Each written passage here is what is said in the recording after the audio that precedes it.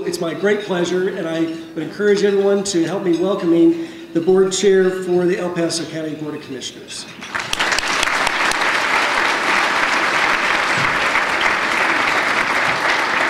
Thank you so much. It could have sounded like I put the kids out in the backyard, which, sometimes I do, but love our chickens. It's a great stress reliever. Folks, I just want to begin today by saying thank you to all of you for being here, for taking time out of your very, very busy schedules to spend a little bit of time together, all of us here, to talk about our region and everything that's been going on in 2011. It has been a very, very busy year. And before I go any further, it's been said already, but I want to take a moment to say thank you again to our incredible staff that we work with at the county. I am just so honored and privileged to be in this role and to serve as a county commissioner, to serve my constituents and the people of this county, and I am further blessed by having an extraordinary staff. And I mean this when I say that we are like family. We work so closely together, we work so constantly together, and we are very, very privileged to have such a tremendous staff. So to all of you out there, I just want to say a very heartfelt thanks.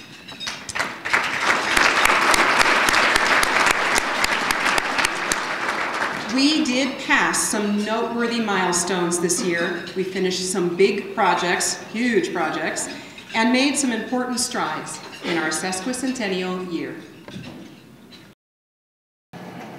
Attention in the terminal, please.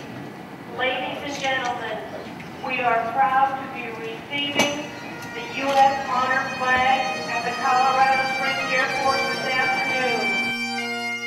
The ceremonial arrival of the U.S. Honor Flag at the Colorado Springs Airport gave busy travelers reason to stop and reflect on the service and sacrifice of those who keep the peace in our neighborhoods and preserve our freedoms across the globe.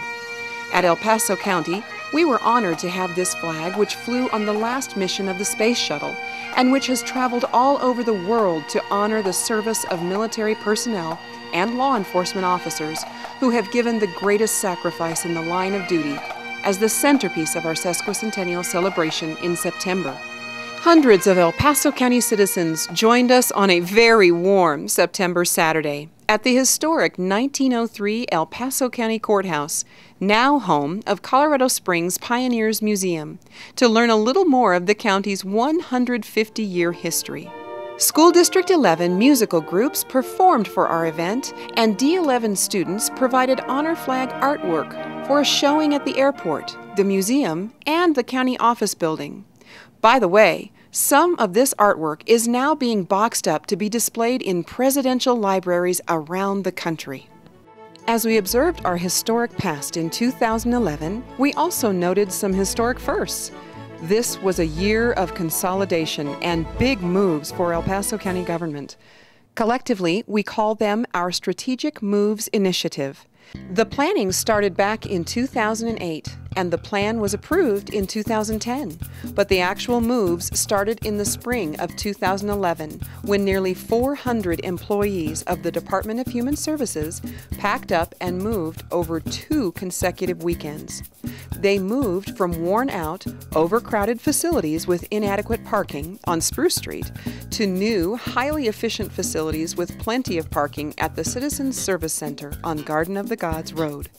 As DHS settled into its new home on the 3rd floor, work continued on the 2nd and 1st floors of the building, getting them ready for a series of moves which followed in September and October, when the offices of the clerk and recorder, the assessor, and the treasurer were moved. On a typical day, our Citizen Service Center provides services in a convenient and highly efficient setting to more than 1,000 El Paso County residents, ranging from vulnerable children and senior citizens needing assistance from DHS and El Paso County Public Health, to young soldiers needing to register their cars and register to vote, to anxious job seekers getting help with their job hunt from Pikes Peak Workforce Center. The Citizen Service Center will give the residents of El Paso County a one-stop shop for a wide variety of services and functions for many years to come. All of this was accomplished with no increase in taxes, no increase in general fund spending, and no reduction in programs or services. In fact, El Paso County's bond rating was actually upgraded by both major rating agencies when they reviewed our overall Strategic Moves initiative. Our Strategic Moves initiative will wrap up in 2012. In January, County Administration, County Attorney, Budget and Finance, Economic Development, Public Information, and the Board of County Commissioners will move into Centennial Hall, and next year, the County Commissioners will hold its regularly scheduled meetings in the Centennial Hall Auditorium. The county office building at 27 East Vermejo will become the new headquarters for the El Paso County Sheriff's Office. The office will vacate leased facilities and consolidate the Law Enforcement Bureau, administration, and training functions into a single, more efficient facility located across the street from the courts and the District Attorney's office. And then the final moves will come this spring, when the Coroner's Office will expand next door into the current Sheriff's Training Academy. Autopsy and forensic pathology labs will be expanded in the existing office space with records, evidence storage, public waiting facilities, and administration located next door in the former Training Academy. The coroner's offices were designed back when they typically did about 250 autopsies a year. Now, that number is closer to 800, so the additional space is a truly critical need. Now it bears repeating. All of these moves were made with no increase in taxes, no increase in general fund spending, no reduction in services, and the county's bond rating was actually raised by the rating agencies as they reviewed these plans. This has been a huge accomplishment. This year, we marked the completion of many long overdue improvements to our critical transportation infrastructure. Thanks to funding from the voter-approved Pikes Peak Rural Transportation Authority, which includes Colorado Springs, El Paso County, Manitou Springs, Green Mountain Falls, and Rama, some big projects were completed in 2011. The intersection of Woodman Road at Academy Boulevard, Milton Proby Parkway leading to the Colorado Springs Airport, the expansion of Mark Shuffle Road from Highway 24 to North Carefree Circle, and reconstruction of Hodgen Road to make driving in the northern part of the county a whole lot safer. These are some of the milestones in 2011. These important roadway improvements are great examples of how the county and the municipalities are working together with voter approval to build and maintain critical transportation infrastructure necessary to attract new private employers to our area. Speaking of bringing in new jobs, let's remember how well we all worked together to secure the new Combat Aviation Brigade at Fort Carson. Delegations led by the Chamber, with EDC members, El Paso County, Colorado Springs Utilities, and many of the businesses represented in this room today, met with military leaders at the Pentagon and congressional leaders on Capitol Hill multiple times. They met to make sure that the decision makers understood all that our region has to offer and our unique community commitment to Fort Carson, Peterson Air Force Base, the Air Force Academy, Cheyenne Mountain Air Station, and Schriever Air Force Base. Continuing in our efforts to work collaboratively, this year the Board of County Commissioners approved 2 historic intergovernmental agreements with the City of Colorado Springs, paving the way for Walmart to locate a new data center in El Paso County, and Ball Seal Engineering to bring more good-paying manufacturing jobs to our local economy. The city and the county are both showing a vision of how we're looking ahead to the future and how we can grow this whole region in an economically smart manner that will help the whole area be prosperous. And that's really, I think, why we're doing our things that we do in government, ensure prosperity for all. The county became more energy efficient and environmentally friendly in 2011. By entering into a program offered by Honeywell through our membership in the National Association of Counties, we have implemented energy efficiency upgrades for many county buildings, realizing tremendous savings. Honeywell has guaranteed that the investment made in new technology will be paid for through these savings in monthly utility bills. Also this year, we completed the expansion of our household hazardous waste facility, and in August, we rededicated the county's transportation facility on Acres Drive as the Charles Brown Transportation and Environment Complex.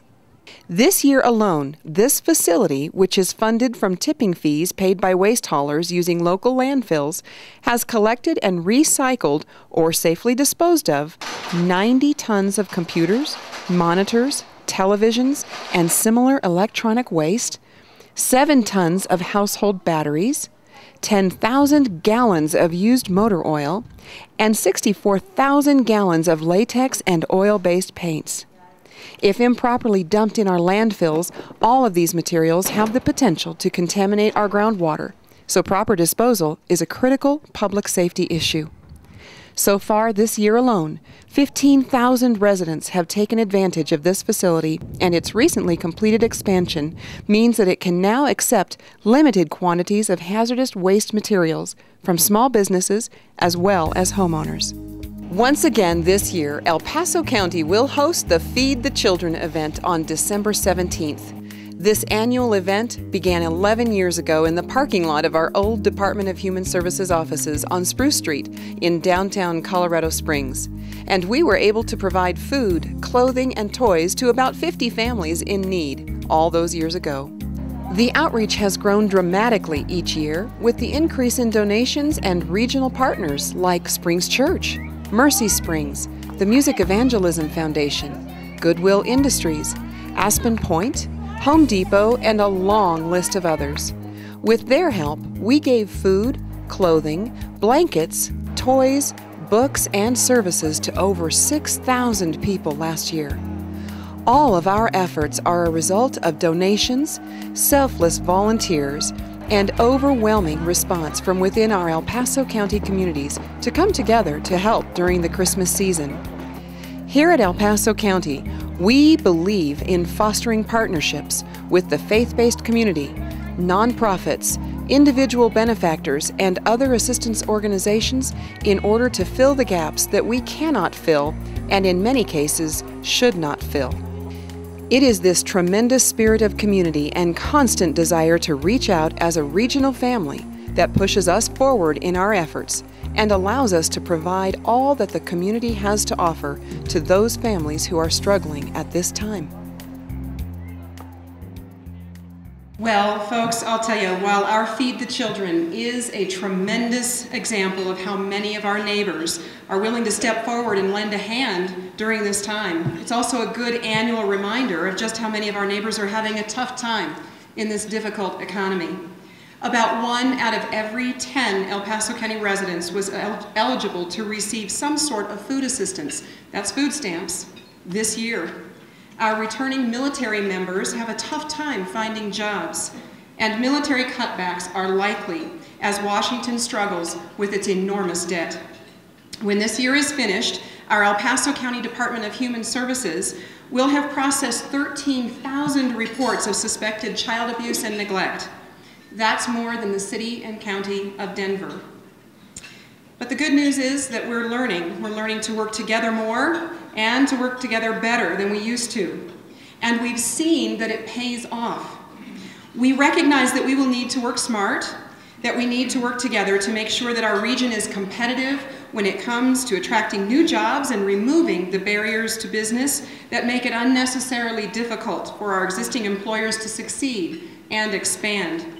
The county commissioners and Colorado Springs City Council members have met together 3 times this year. Now that may not sound like a lot to you, but there were no joint meetings in the year prior to that and only 1 in the year prior to that.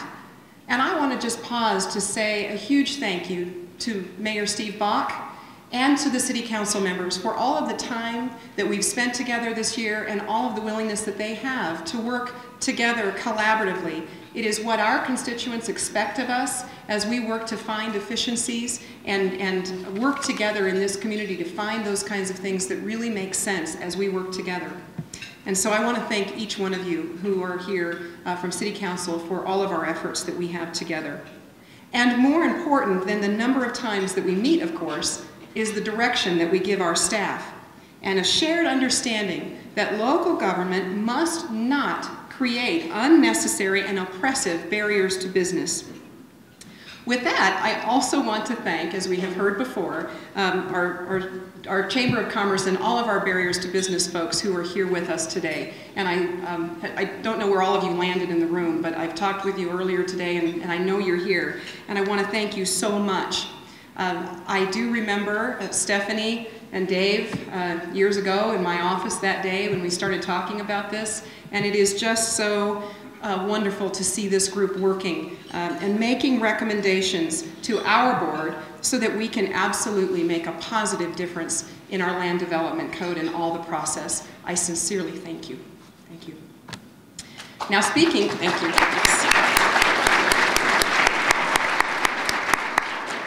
Speaking of business and the local economy, can we all just take a moment to reflect on a couple of huge regional successes in 2011.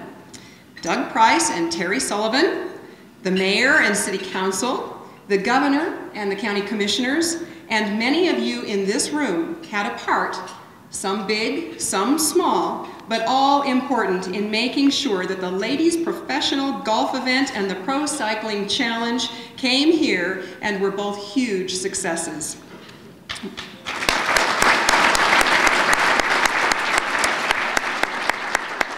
We worked together. We did what we could, and it all worked out extraordinarily well. Looking ahead to 2012, we need to do more of that. And here are some examples of how we can do that. We need to do the best job we can to develop local regulations for the exploration and production of oil and gas, which protect our infrastructure, our precious water resources, and respect the private property rights of landowners as well as mineral rights holders. We must work within the reality of our authority. And since we're all working under the same state and federal rules, it makes a great deal of sense to develop uniform local regulations between the county and our municipalities. We've come so far in our efforts to get a veterans cemetery in El Paso County, but we need the whole community working together to overcome one final obstacle: a water pipeline from the city of Fountain in order to get water to the cemetery. The Veterans Administration wants to open this facility in 2014, and what a fitting project it is for our region. We have the largest population of veterans and their families than any county in the state of Colorado. Now, with a mind on shared services and mutual agreements, we at the county recently and unanimously approved and entered into an agreement with Fort Carson to reopen and expand a gun range on their property, which will ultimately be open to the public and provide more range opportunities to everyone. Being a very staunch gun enthusiast myself, this is very exciting news. This agreement, which was 2 years in the making, just received the approval of the Secretary of the Army in an unprecedented effort whereby our duty as a county to provide adequate range services for our sheriff's office will be improved and made available to the public at the very same facility.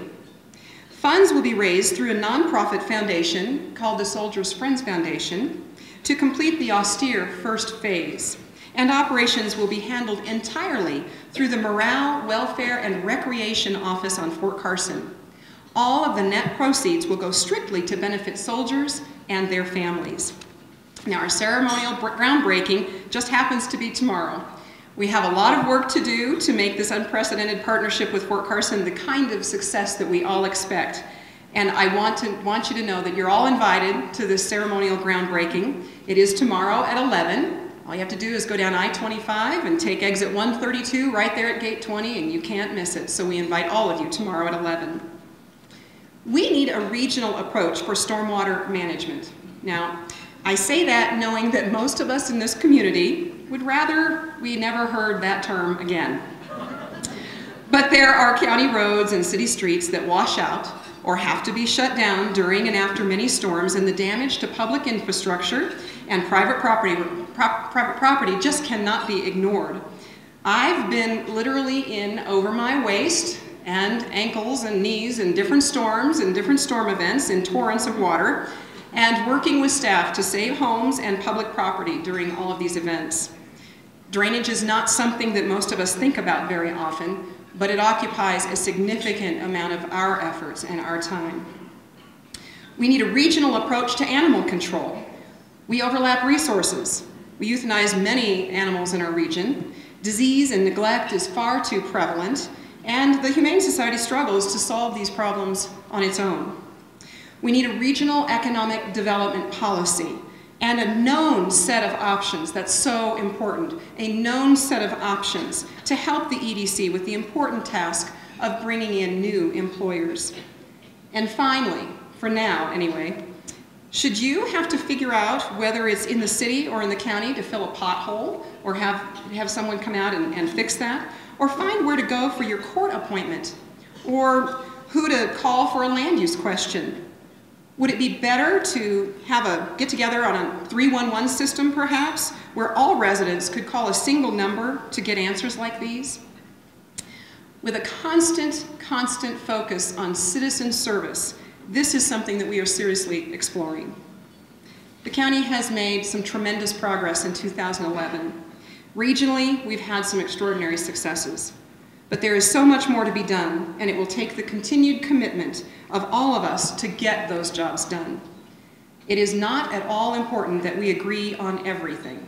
We know that that is absolutely impossible, and quite frankly, it's not even necessarily that good sometimes. But what is important is that we all agree on one thing. This is a very special place to live, work, and play, and raise our families. Here at the county, we believe that our duties to providing public safety and transportation services are of paramount importance, and that the partnerships that we foster and the business-oriented focus that we emphasize, both in excellent practices and just, quite frankly, getting out of the way, will help to make sure that our El Paso County communities stay great now and for generations to come. I want to thank each and every one of you for the time that you've spent here today and for your role and the way you all participate in different ways, making this such a great community. I want to wish you all a very, very, very Merry Christmas and a very prosperous 2012.